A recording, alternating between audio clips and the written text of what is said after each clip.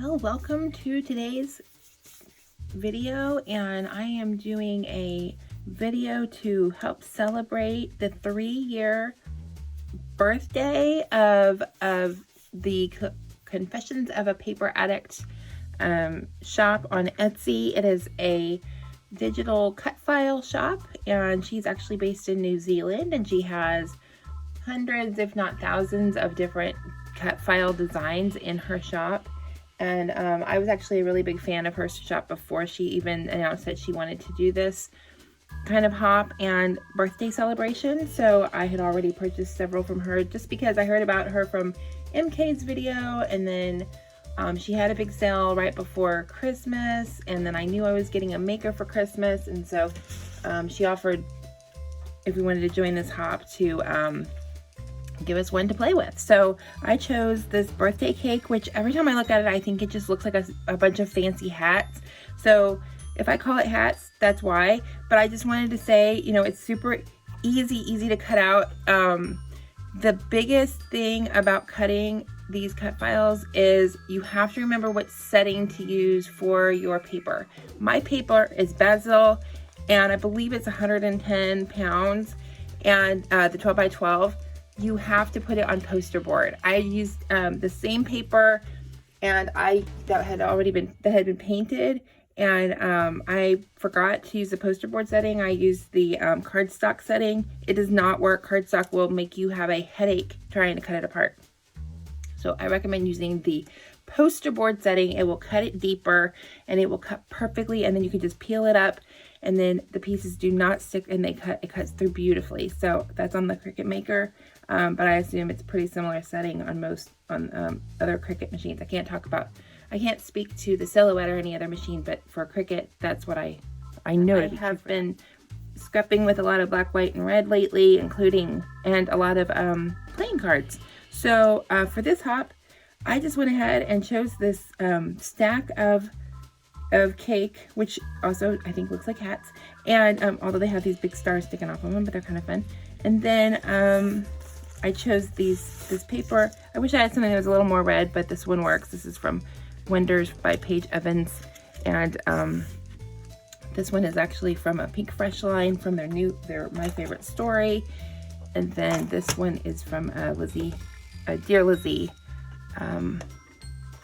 I used it in probably a couple of other layouts.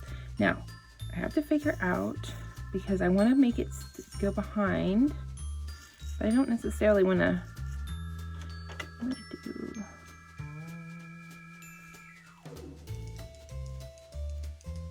I had this idea in my head, and I should have measured it, because I forget that I don't really actually. It's not that I forget. It's that I don't really want to use all of the paper by layering it behind. So I want to get that look, and you can get that look without having to actually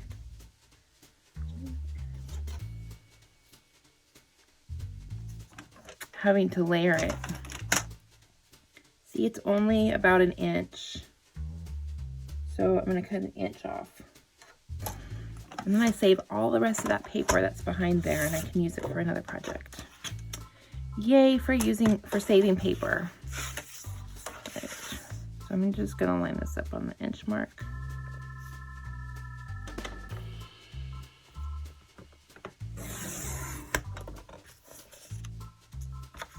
Probably have a piece that's already an inch cut from the other project that I did.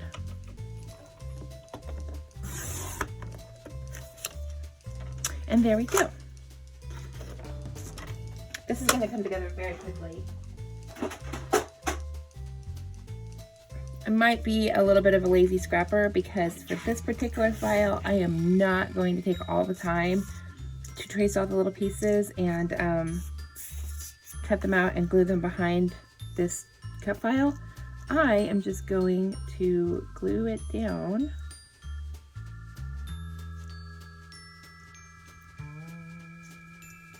Like, it's really gonna come together very quickly. This is maybe a 5-minute video. All right, so I'm going to, let's see.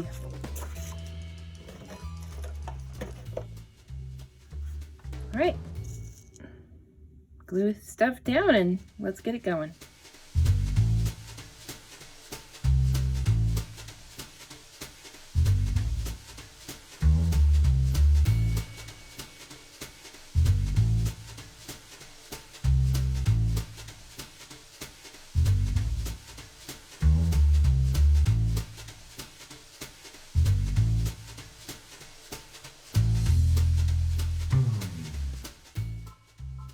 All right, so you saw me just throw some gesso on here a little bit. All I did was use a stencil and put some white gesso. Gesso is used as a primer to prime canvases, and it also works really well if you need to prep a paper or any sort of surface for accepting more media, and especially if like the paper is really thin or anything. That's why I used gesso instead of paint, because I felt like the gesso would be less likely to make the paper curl, because it's just doesn't curl as much. It's not as thin as any kind of ink or anything like that. And I really just wanted to tone down the black. I like the black. I think it looks cool. I just thought it would be fun to add in some of the little diamond to go along with the diamonds that I pulled for my little playing cards. And so I grabbed this diamond stencil and I just used some gesso and a makeup sponge, and then I added a little bit of water to the gesso that I had left over, and I did some splatters. And now it feels so much more like an Anna page instead of just I'm just putting this together kind of page. So, and otherwise, you know, this really is a quick layout. So I'm going to put the photo kind of over here. I backed it with some black and white dots. Don't ever underestimate the power of a teeny tiny dot as a backing for your photos. And then I'm going to just put these little playing cards in a couple of different spots on this page. Now, this is the question about the playing cards. What the heck is the point of the playing cards? I don't know. I just thought they brought in some red and white and black. To me, that's sort of a theme I'm going with. For some reason, I just want to put playing cards on everything. And so I use the number 4 because there's 4 of us in the photo. A is for Anna, and then cute queen is because, you know, we're just all awesome queens because we're ladies. So, you know, the queen is the coolest lady of all the people. So I didn't have any Queen of Hearts in my stack of tiny cards. So I was happy to find the aces and the 4s. Okay, and then now I'm going to glue everything down and add some embellishments. I think I'm probably going to add a few of these hearts and some stickles and Nuvo drops and maybe some splatters with this Wink of Stella marker. And then definitely some of these Vicky Bouton gold and black stars from her Storyteller line that I really like. So come along with me as I stick everything down and add some embellishments, and then we'll be done, and I'll do some close-ups at the end. Don't forget to go along and see who else is on the Confessions of a Paper Addict hop for their 3-year anniversary / birthday of their store. And then if you have a cutting machine, why don't you go check out their shop? There's also ways that you can use those cut files in other ways. You can use them as printables because you get them as a ping and an SVG and I think a PDF. I don't know, they're all printable. So you could use them as a printable also and not have to even use a cutting machine. So, all right, thank you so much. And I'll see you at the end.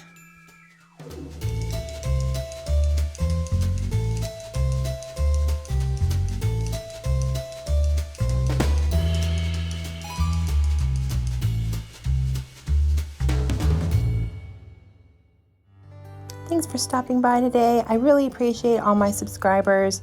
Be sure to ring the notification bell to be notified the next time that I post a video. Give me a thumbs up if you like my video. Drop me a comment and say hi. I love chatting with people. And here's some other videos that you might like. Have a wonderful creative day.